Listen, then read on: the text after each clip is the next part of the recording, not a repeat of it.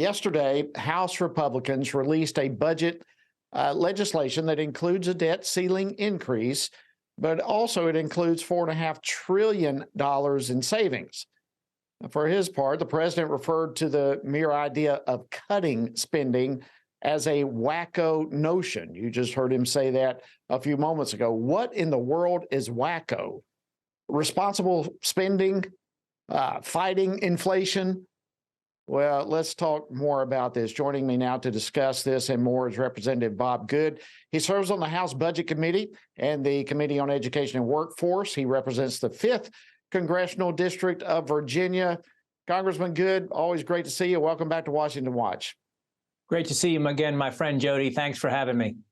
Well, it's our blessing in every way. Listen, before we get into this debt ceiling debate, would you just remind our listeners, our viewers, what the national debt actually is?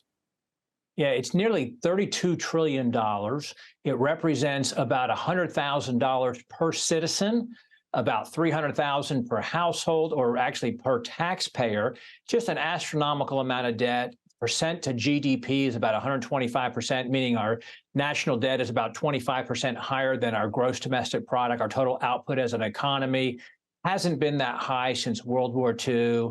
And of course, the president is responding with his proposed $7 trillion budget.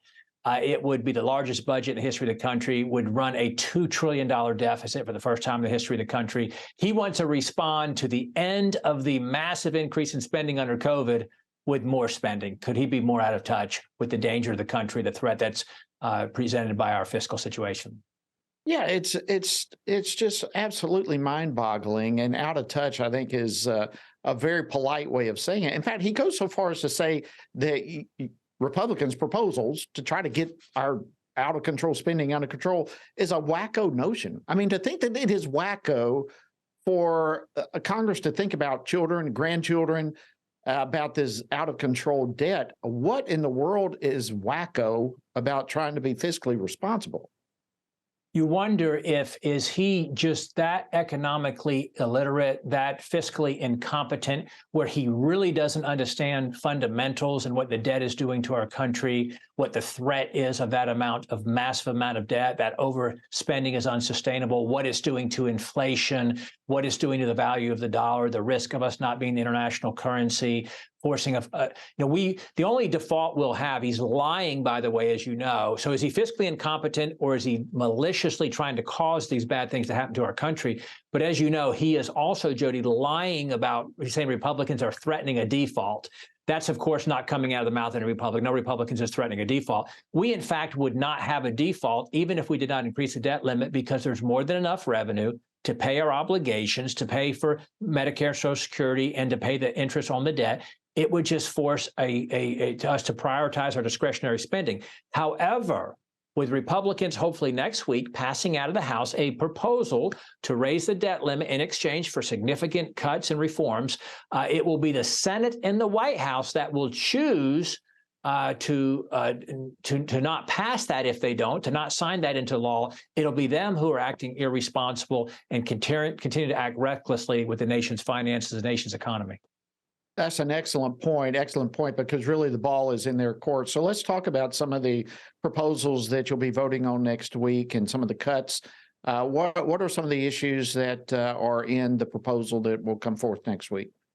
Well, I want to frame it just back for a moment. This is what January was about, with changing how Congress would operate when we went through that battle for the speaker, for leadership, and also for new rules to how Congress would operate. Because, Jody, if we did not go through that, you can bet, and you know this from your history in Congress, we would be having a $4 trillion debt limit increase agreed to by both parties, with no cuts in spending, no reforms whatsoever, what they call in Washington talk a clean debt ceiling increase, which is nothing of the kind, as you know. And none of us on the conservative side, Republicans, you probably never voted for a debt ceiling increase. None of us want to do that, but we do recognize the responsibility we have as a majority party. We don't want to have, some of our leadership go and make a deal with Democrats and do something terrible. So what we have, the proposal that we put forward, and the details are still getting fine-tuned. I think we're going to be able to get to 218. I want us to get 218. But in very simple top terms, it cuts about $5 trillion in spending over the next 10 years. It cuts about $1 trillion in spending in the first year. It rescinds Biden's student loan transfer scheme. It rescinds his expansion of the IRS. It cuts about $400 billion worth of climate funding, climate credits that he had in the Inflation Increase Act.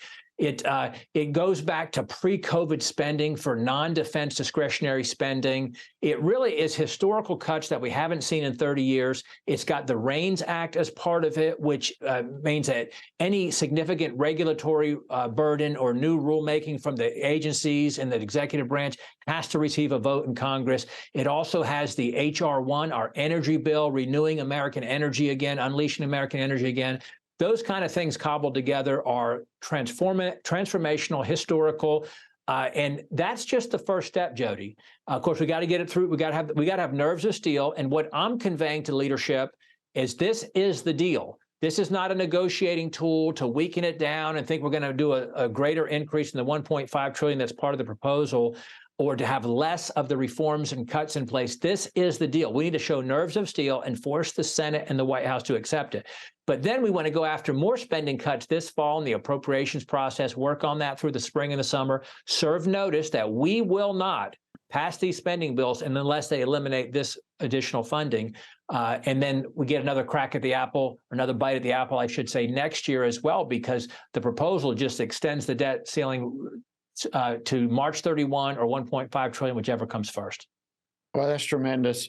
Well, and I do want to get to another topic before we hit our break here, but of course, Schumer and Hakeem Jeffries, others are coming out. This is an extreme step in the wrong direction, all these kinds of ridiculous things. But Bob, from my perspective, at least what I'm seeing, what I'm sensing, and it's been a long time since we've seen this, but the impression I get is the Republicans are really united in holding the line with negotiations with the president. Is that an accurate sensing right now? Well, as you know, this is just my second term, but the dynamic in Congress and in the Republican conference is totally different than it was the previous 2 years. The Freedom Caucus is largely leading the way. This proposal originated with the Freedom Caucus. We essentially got everything that we asked for. Again, the details still need to be worked out. Hopefully we'll get it all finalized and get it passed out of the House next week. But what about the proposal is unreasonable? What about it is extreme? The fact is, of course, none of it is. To go back to pre-COVID spending, before the emergency and the ramp up, the massive unprecedented spending on the Biden administration, that was pre-COVID. That was the largest budget in the history of the country ever. And so, yeah, we consider that reckless and ridiculous and wasteful and unjustified pre-COVID. And that's where we want to go back to. And that's just the first step among many steps to get us to path to fiscal responsibility. Well, thank you for your leadership in that. I want to, and if you would, hang over during the break. I got a ton of things I want to ask you, but I want to throw this clip up, shifting gears a little bit. Alejandro Mayorkas, DHS Secretary, was testified before Congress yesterday. Let's play this clip, and I want to get your reaction.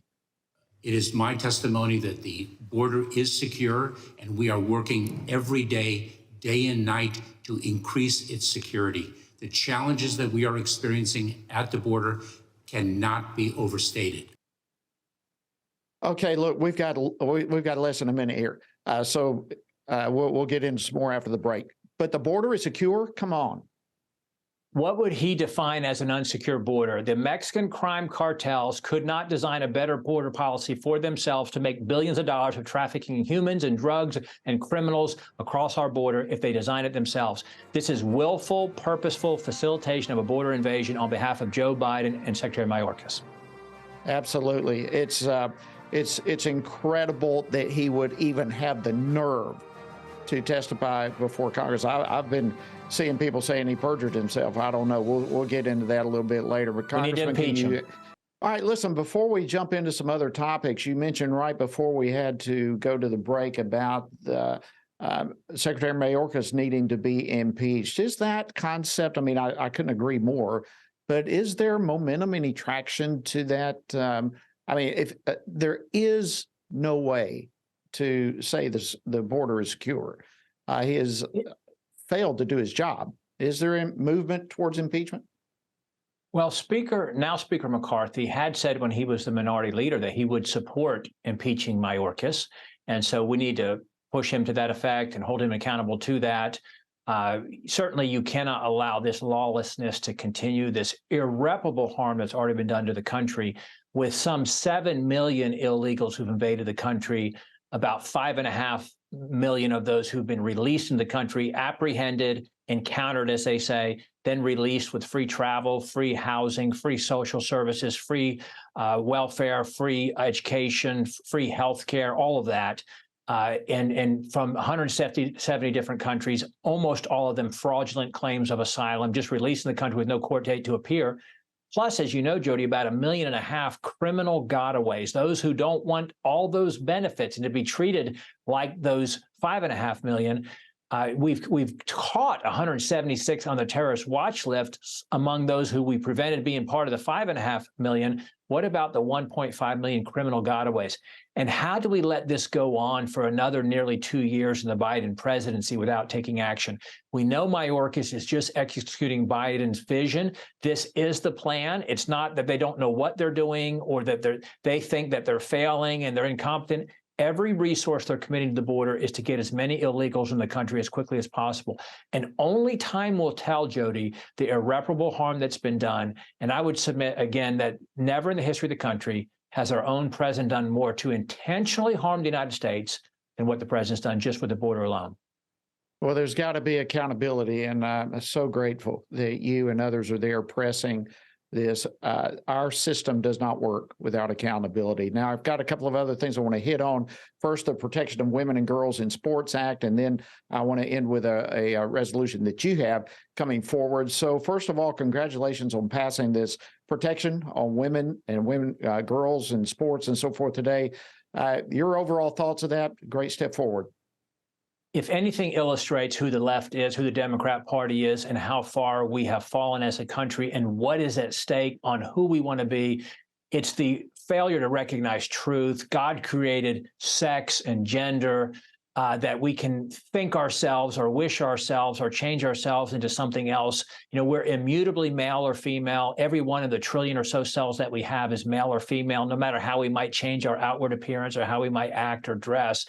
But to think that Democrats cannot even bring themselves for one Democrat, not one. Thankfully, all Republicans voted for this bill, but not one Democrat would join us in saying that men who are trying to become women cannot compete in women or girls sports, which obviously is unfair to women. It threatens girls and women who've worked all of their lives to achieve some level of success or championship or a scholarship. Not to mention, we need to protect women and girls in their private spaces and locker rooms and restrooms and those sorts of things. But we could not get one Democrat to join us. How sad and how illustrative of where we are as a country.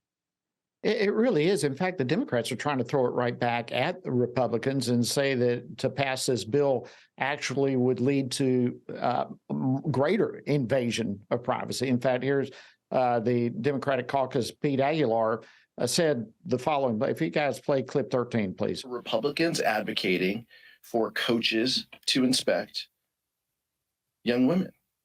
Are they comfortable for a referee or an athletic director? That's what this is about. And so if you have a young daughter playing sports, you should be incredibly concerned about this bill. It's just stunning how they try to turn everything upside down. Your reaction to Aguilar? If Democrats aren't lying, then they're not talking. They lie about every issue. They do that which they accuse others of doing. As you know, we all know what a man is. We know what a woman is. Our newest Supreme Court justice can't or wouldn't define a woman. The Secretary of Education, Cardonia, just in a hearing this week, couldn't or wouldn't define what a woman is. The American people know. The American people are with us. I think it's 87% want this kind of protection for women and girls in sports, despite what the Democrats say. Okay, let's switch to one more topic I want to get to because I'm really proud of your leadership in this. You serve on the House Education and Workforce Committee, and you're preparing a Congressional Review Act resolution that would roll back the Biden administration's rule that literally discriminates against faith-based federal contractors. Tell us about this resolution. Well, thank you to Family Research Council for being on the front line on this issue, along with many other issues, all of our values issues. But as you know, President Trump was a champion for religious freedom and protecting that, really the strongest advocate we've had in the White House to that effect.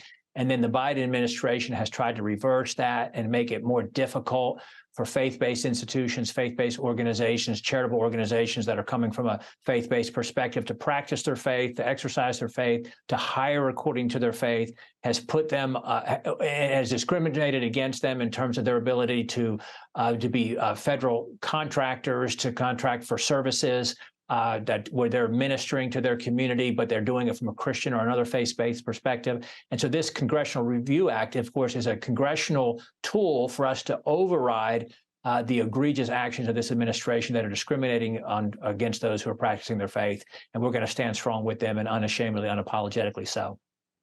That's awesome. Where do you see this going? Are you getting a number on board? What's the general attitude towards it? Well, we've not met any resistance yet on the Republican side. Of course, sadly and unfortunately, we don't expect Democrats to support it. But if we can get the Republicans behind it, then we'll hopefully be able to pass this on the House floor. Well, Congressman Bob Good, I tell you what, it's always great to see you, and you were a champion for our values, Judeo-Christian values. You are conservative through and through. It's always great to speak with you, and we're honored to have you on the program this evening. Thanks for your leadership in the House, Jody, your example, and thanks for continuing the fight through FRC even today. Well, thank you so much.